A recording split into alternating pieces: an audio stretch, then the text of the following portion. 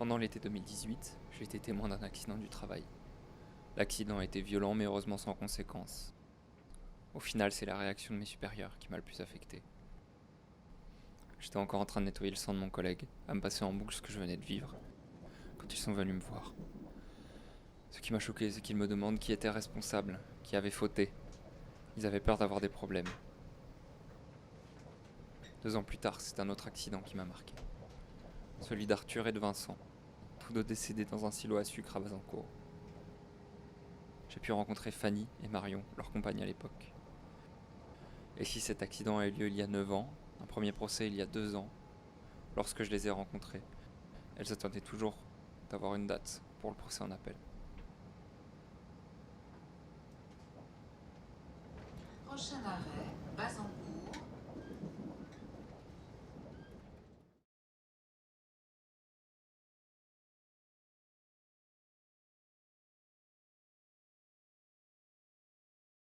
J'ai reçu un coup de téléphone en milieu d'après-midi, il était à peu près 15 heures, d'un ami qui est cordiste qui m'a dit que Vincent avait eu un accident dans le silo et qu'il n'avait pas plus de renseignements pour l'instant et qu'apparemment il aurait été enseveli avec un autre cordiste. Au moment de partir de nouveau au boulot vers 18h, j'ai eu un appel de sa petite sœur me disant Marion, il y a eu un accident,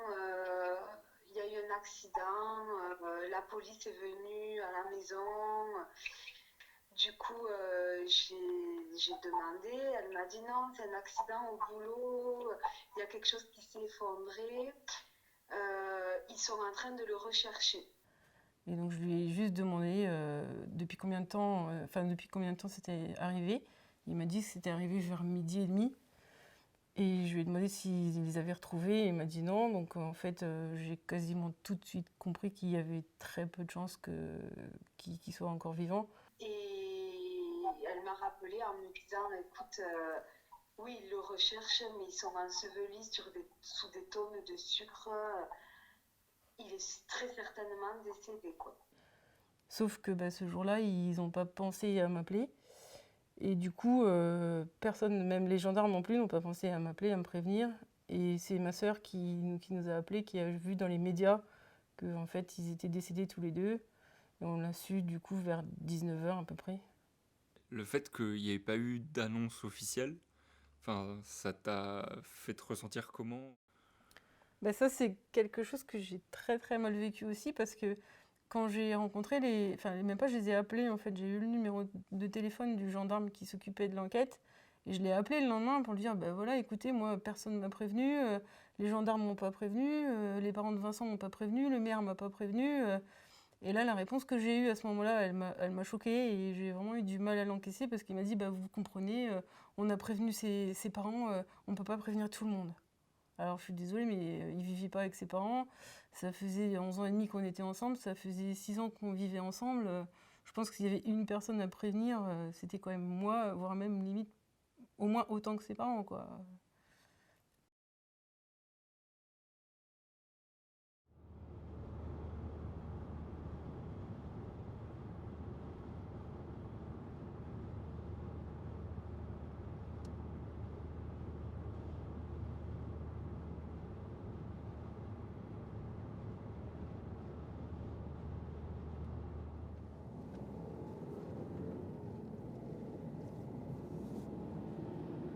Mais en fait, ça traverse, ça fait les deux côtés.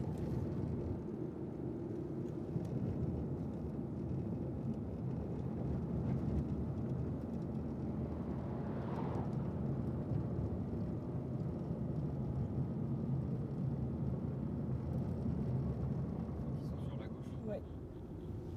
Donc, celui de l'accident, a priori, c'est le plus grand. Le plus long en C'est hauteur? celui qui est derrière. Ouais, le plus haut. Après, on peut pas trop s'arrêter parce que déjà, il n'y a pas de parking public et c'est assez surveillé. Donc,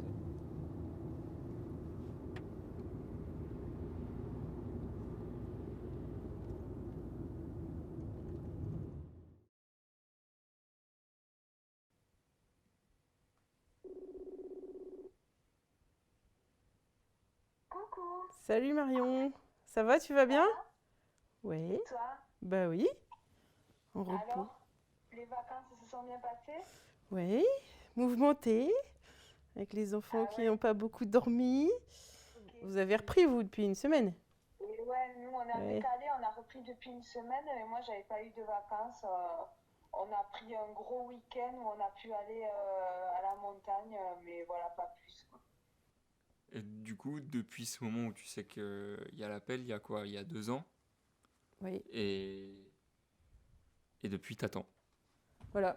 Surtout qu'on nous annonçait le procès en appel à peu près 6 mois, 1 an après le premier procès, et donc là, on a attendu le double. Donc, il y a un moment donné, c'est un peu désespérant. On a l'impression de se sentir privé du droit à la justice, quoi. Déjà qu'on a l'impression que la justice n'est pas la même pour tout le monde, mais là c'est vraiment, enfin l'attente a été vraiment très très très longue.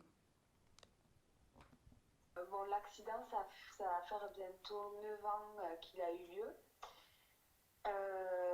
On a attendu de nombreuses années pour avoir un premier procès qui a eu lieu.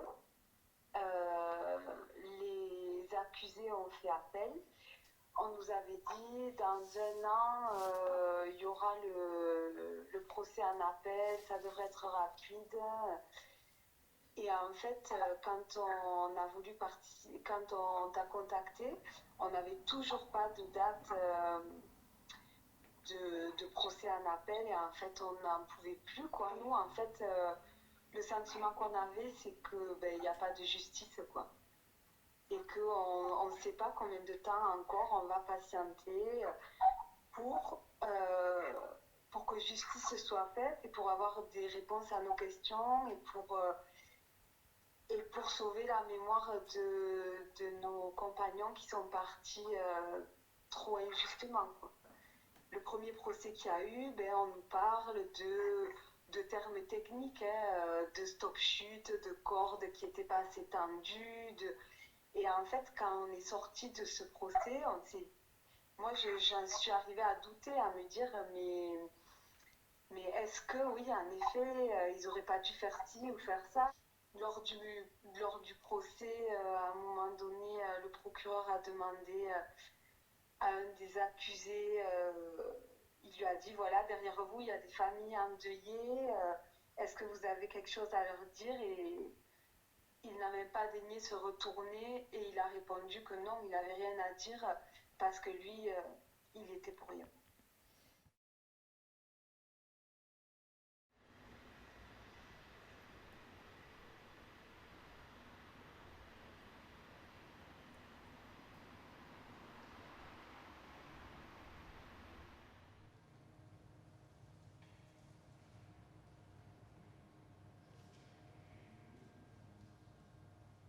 Mais en fait, ça devait être le 19 janvier, et on a reçu un coup de téléphone le 19 janvier, non, le 18 janvier au matin, en disant que le juge qui devait s'occuper du procès était malade et que du coup le procès allait être reporté.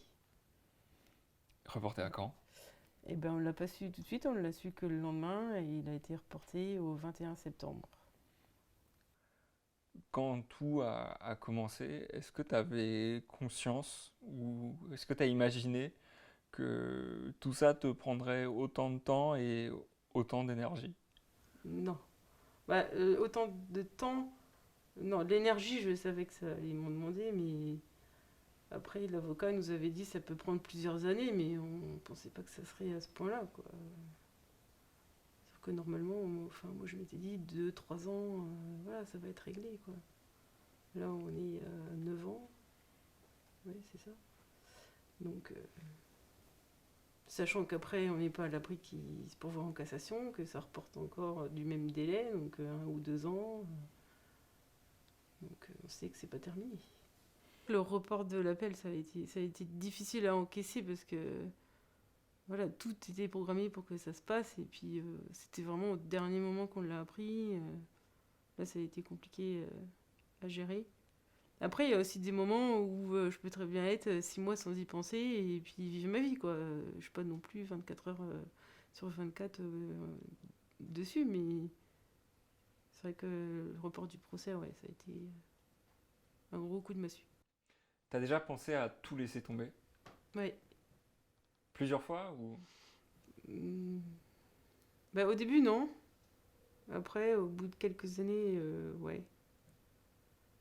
Mais après, je suis toujours rattrapée par non, faut pas. Mais puis le fait d'en discuter avec d'autres, notamment avec Marion, on se rebooste mutuellement. Mais ouais, si, j'ai déjà pensé.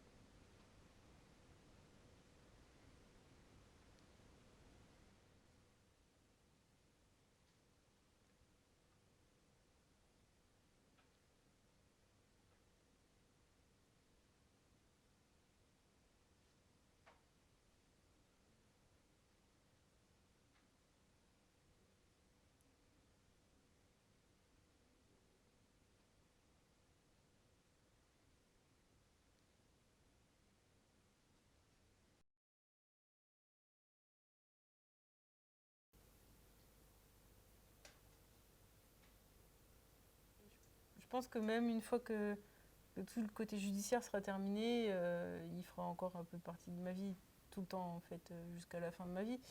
Et je rêve encore régulièrement qu'il est là, qu'il est vivant. Enfin, c'est... Je pense pas que ça va disparaître un jour.